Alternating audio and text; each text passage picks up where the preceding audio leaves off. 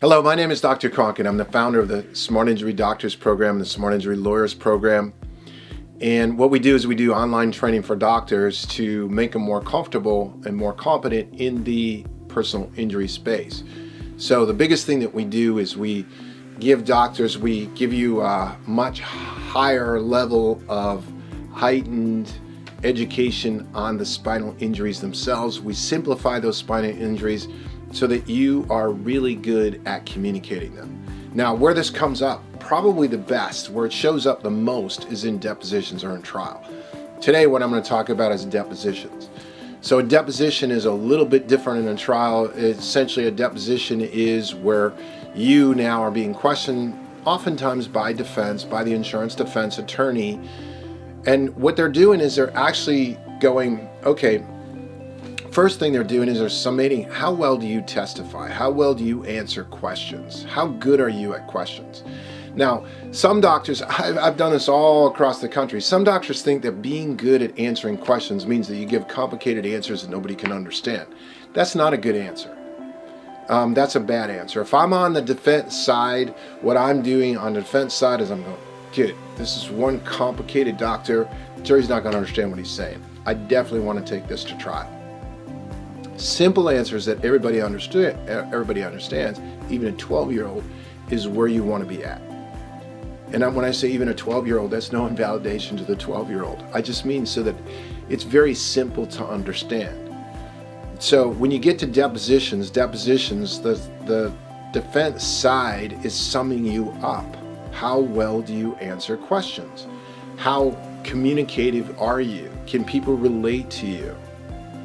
And that's what they're testing.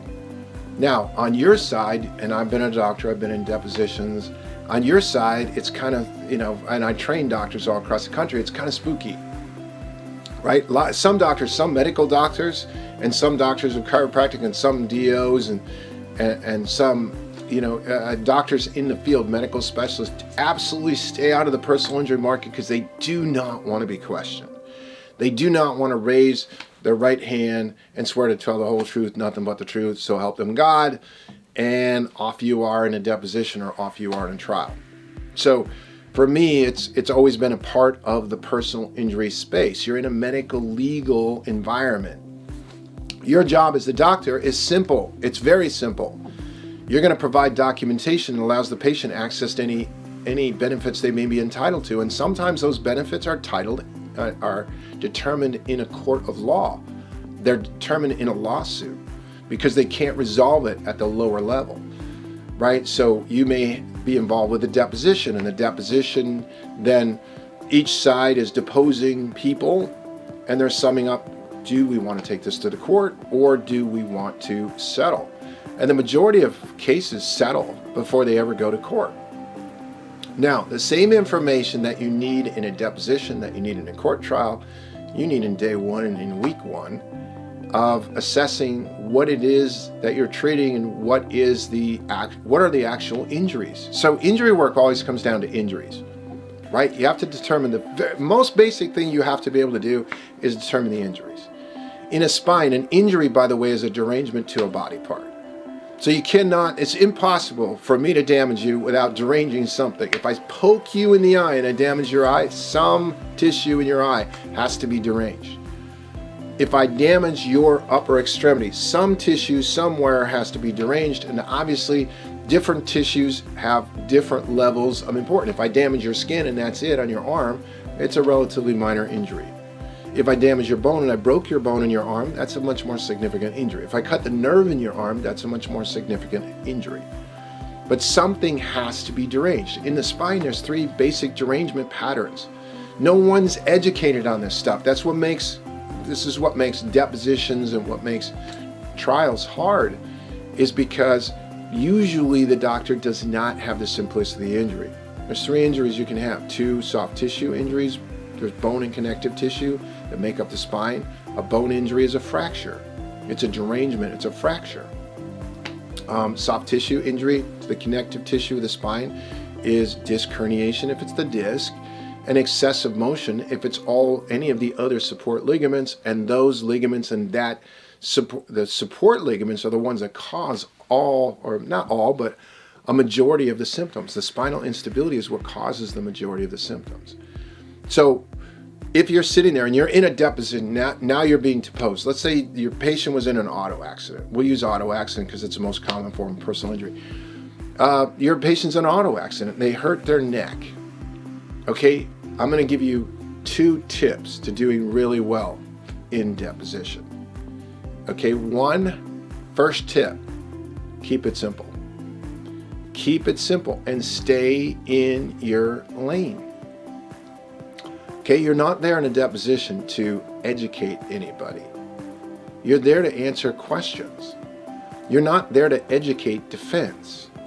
You're not there to educate the plaintiff attorney at this point. You're not there to educate anybody. You're just there to explain what the person has and what you've done. And hopefully what the guidelines and consensus validate, so that you're never, whenever possible, never using your own professional opinion. When you have to use your, on a more probable than not basis, or in my professional opinion, in my experience, you're somewhat down the wrong road because you don't have the goods to back up. Why not use, hey, these are the injuries. This is the most consistent injury.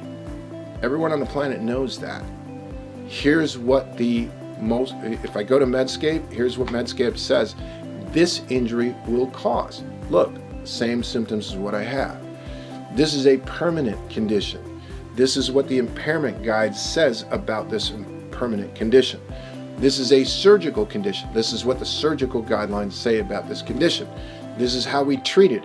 This is what my treatment guidelines say about this particular condition and what I can do with it. See how I followed the complete guidelines? Yes. This is how maximum medical improvement is determined. See how this is how we followed that and determined it? Yes, good. Do you have any other questions? So you have to keep it very simple. You're not there to educate. You're not there to go off on all complicated answers. If I'm a defense attorney and you start giving me complicated answers, and you don't hit these because you don't see very many really sharp defense attorneys that understand the condition itself or the anatomy itself.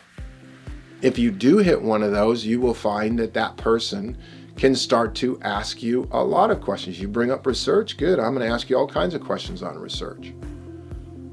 So what you want to do is you want to keep it very, very simple. You want to stay relaxed, keep it simple. Stay in your lane. You're not there to educate. Number 2, biggest tip I can give you is that if you feel like you're pinned, if you feel like you have pressure in this thing, it's because you probably don't understand the question or you got thrown off by the question. So one of the biggest tips I can give you is you can clarify all day long. Clarify means to ask a counter question so that you can understand the question. I was in a deposition one time, and I thought was the best deposition I'd ever been in. It was a state attorney general, and my patient had been hit by a state patrol. So the state attorney general's office, assistant attorney general, new upcoming young guy, was deposing me. And he asked me all kinds of questions like, well, what else could cause cervical pain? Well, I gave him a list of different things that could cause this and a list of different things that could cause that. And then he asked me a simple question.